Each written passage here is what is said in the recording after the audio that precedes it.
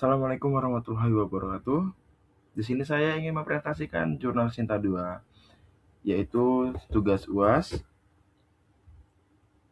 yang berjudul Court Decision Prediction Model Using Natural Language Processing and Random Forest.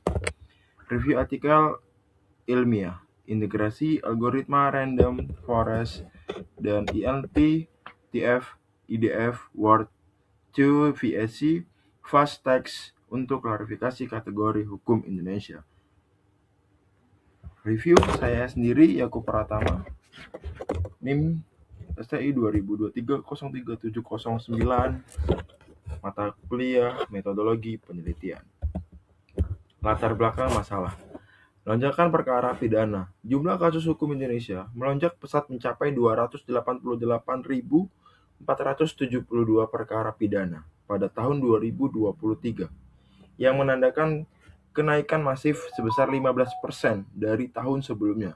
Fenomena ini menciptakan beban kerja ekstrim bagi aparat peradilan, agensi pendukung keputusan AI.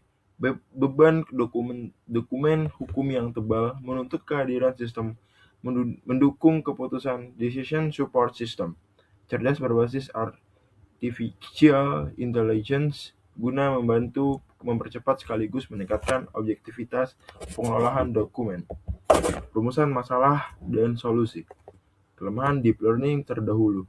Penelitian sebelumnya yang memanfaatkan algoritma deep learning canggih seperti LSM, TM, BIL, CTM, dan CNN dengan mekanisme perhatian attention hanya mampu menghasilkan akurasi prediksi rendah, berkisar antara 49,14% hingga sampai 77,32%.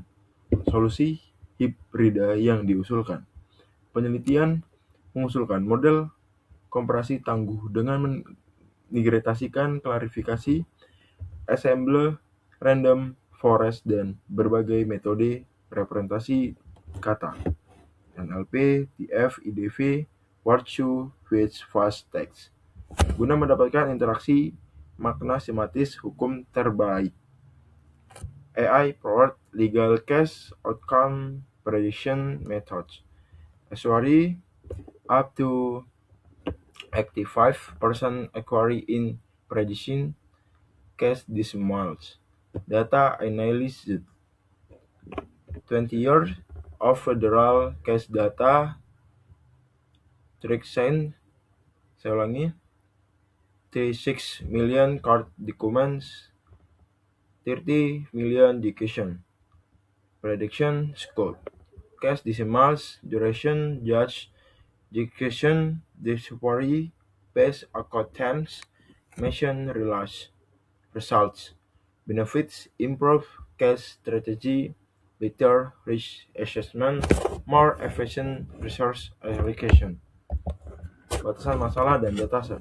Sumber data primer. Dataset berupa 21.630 berkas putus resmi dari Mahkamah Agung Republik Indonesia yang bersumber di format mentah PDF, lalu diekstrak menjadi berkas XML terstruktur. Karakteristik teks.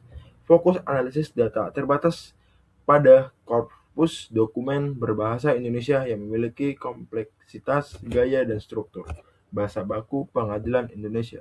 Skenario validasi.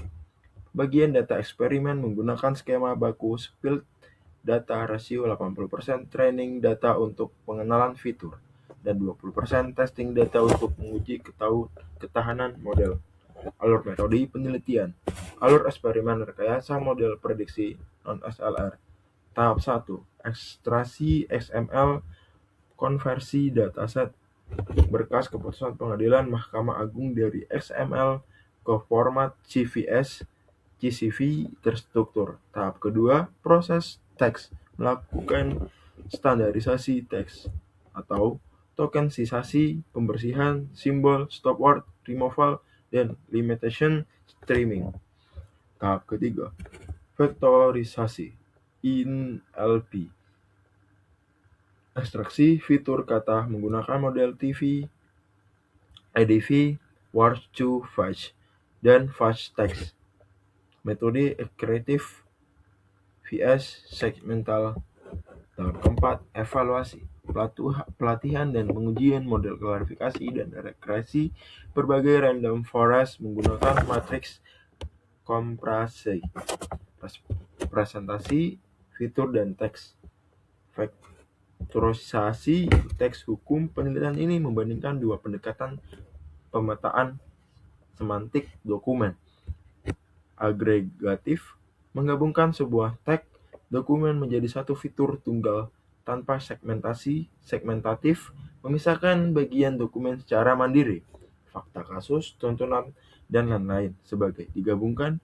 Term importance start secara matematis menggunakan rumus standarisasi TV-IDF. TV-IDF, TDD sama dengan TV TD X IDV buka kurung TD tutup kurung IDF buka kurung TD tutup kurung sama dengan lodge and apply and garis kurawal buka garis kurung kurawal di D T D. Hasil uji klarifikasi. Akurasi klarifikasi kategori hukuman sangat berat, sedang, berat, ringan. TV-IDV agregatif 80-91% akurasi. TV-IDF segmentatif 79,19% akurasi. Word to Fetch segmentatif 64,0% akurasi. Fast Text segmentatif 63,75% akurasi. Instance Random Forest 3-1 kelas A, 3-2 kelas B, 3-N kelas B. Majority voting final class. Eksperimen membuktikan representasi berbasis frekuensi TF-IDV yang dioptimalkan dengan n-gram 1-5 dan seleksi fitur Z-square berhasil melampaui metode sematis berbasis neural towards two phase and fast text. Hasil prediksi registrasi 0,7963 nilai R kuadrat terbesar. Prediksi durasi hukum dalam hari.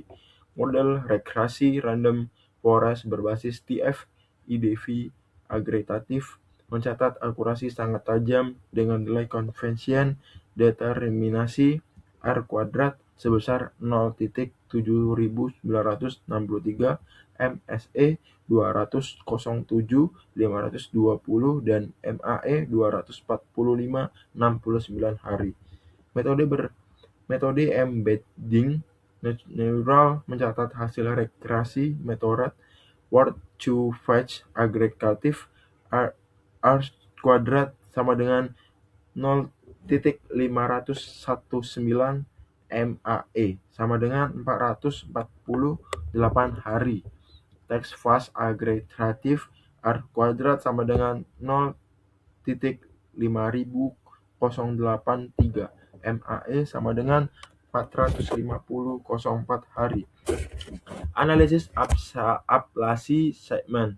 Analisis eksperimental untuk mengukur tingkat kepentingan segmen dalam dokumen hukum terhadap akurasi prediksi. Skenario pengujian ablasi fitur. Model lengkap tanpa ablasi. Akurasi klarifikasi persen 79,28%. R kuadrat skor agresi 0,7904. Dampak penurunan kinerja baseline optimal pengujian struktur. Dihapus bagian fakta hukum, akurasinya 68,23%, R kuadrat 0,4767, sangat drastis penurun R kuadrat dibandingkan 31%. Dihapus bagian pertimbangan hukum, akurasi klarifikasi 62,06%, R kuadrat 0,5344, sangat drastis penurunan akurasi lebih dari 17%. Dihapus bagian identitas terdakwa 79,45%, R kuadrat 0,7904, dampak minimal atau hampir tidak ada efek. Kesimpulan ablasi informasi mengenai fakta hukum dan pertimbangan hukum menjadi jangkar utama model dalam menentukan berat dan ringan hukum pidana.